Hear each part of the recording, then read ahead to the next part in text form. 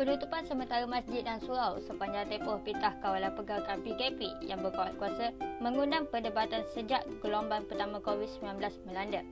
Ramai masyarakat yang kurang senang apabila hak tertentu dikenakan ke atas jemaah yang dibenar menunaikan solat fardu di surau atau masjid. Antara hal yang menjadi perdebatan di kalangan masyarakat adalah berkaitan had umur kerana pelaksanaan solat berjemaah hanya dibenarkan kepada umur-umur tertentu sahaja. Hal ini telah menimbulkan perasaan tidak puas hati dalam kalangan warga emas yang tidak dibenar menunaikan solat di masjid atau surau. Tidak kurang juga timbul suara yang membandingkan prosedur operasi standard SOP yang ditetapkan untuk surau dan masjid dengan premis-premis lain seperti pasaraya dan kemudahan pengangkutan awam. Selain itu, terdapat segelintir masyarakat yang risau dan berfikiran bahawa pelaksanaan solat berjemaah di masjid atau surau mampu mencetuskan kluster COVID-19 yang baru selepas merebaknya kluster tabligh tahun lalu.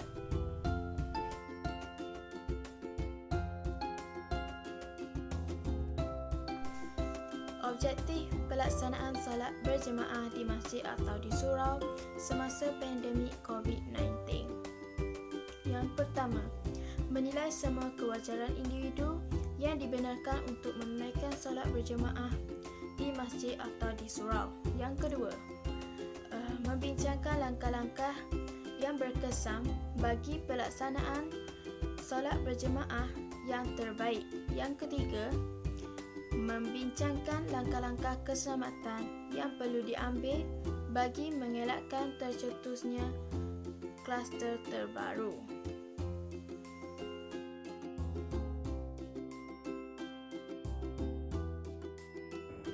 Kesan pelaksanaan solat berjemaah di masjid atau surau semasa pandemik COVID-19.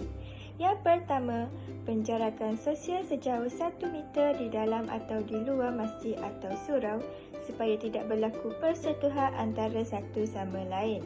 Yang kedua, beratur sebelum masuk dan selepas keluar dengan menjaga jarak yang betul. Yang ketiga, para jemaah wajib memakai pelitup muka semasa solat atau tidak untuk mengelakkan jangkitan COVID-19 dengan mudah. Yang keempat, warga emas yang berumur 70 tahun ke atas dan kanak-kanak 12 tahun ke bawah yang bergejala atau ada penyakit kronik tidak dibenarkan hadir ke masjid atau surau kerana mereka golongan yang beresiko. Yang kelima, ahli jemaah dinasihatkan mengambil wuduk di rumah dan membawa sejadah masing-masing agar tidak berlaku kesesakan di tempat wuduk. Yang keenam, tiada perkumpulan dibenarkan selepas solat sama ada di luar maupun di dalam masjid atau surau bagi mengurangkan penularan virus COVID-19 berkurangan.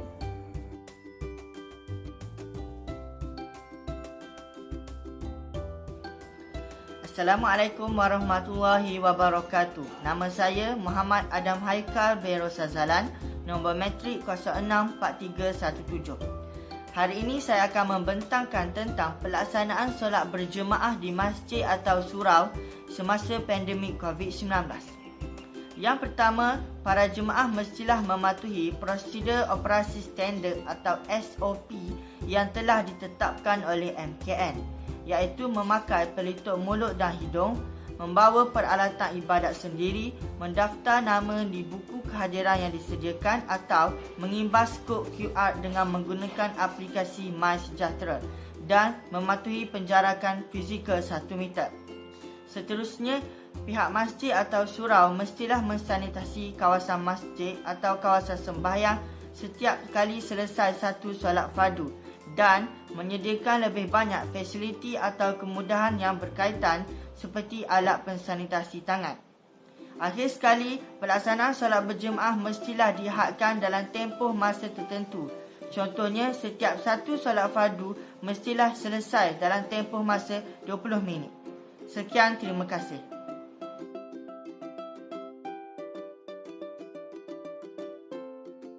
Konklusinya, ibadat solat jemaah dalam Islam merupakan satu syiar yang bertujuan memelihara agama.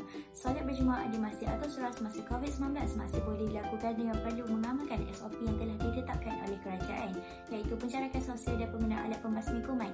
Sekuba begitu, hal ini menunjukkan bahawa tidak ada alasan bagi Muslim untuk mendirikan solat secara berjemaah di masjid atau surau walaupun terhad.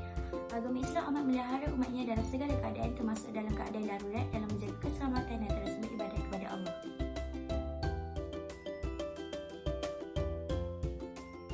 Assalamualaikum dan hai, saya Nura Imanina binti Anwar.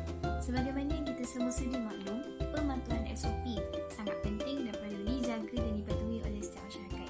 Contoh pendekatan yang boleh kita ambil ialah pelaksanaan solat berjemaah di masjid ataupun di surau ketika pandemik ini. Untuk mengurangkan penularan wabak COVID-19 dalam kalangan para jemaah, terdapat beberapa cadangan pelaksanaan solat berjemaah yang harus diketengahkan oleh beberapa masjid haruslah menyediakan buku rekod kesihatan dan juga QR code bagi penggunaan aplikasi MySejahtera. Buku rekod kesihatan ini dan QR code ini haruslah diletakkan di pintu utama masjid bagi memudahkan para jemaah.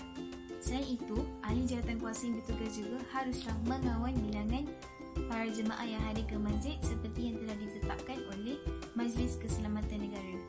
Proses sanitasi masjid juga haruslah dilakukan dan dilaksanakan oleh ahli jawatankuasa yang bertugas sebelum dan selepas pelaksanaan solat berjemaah.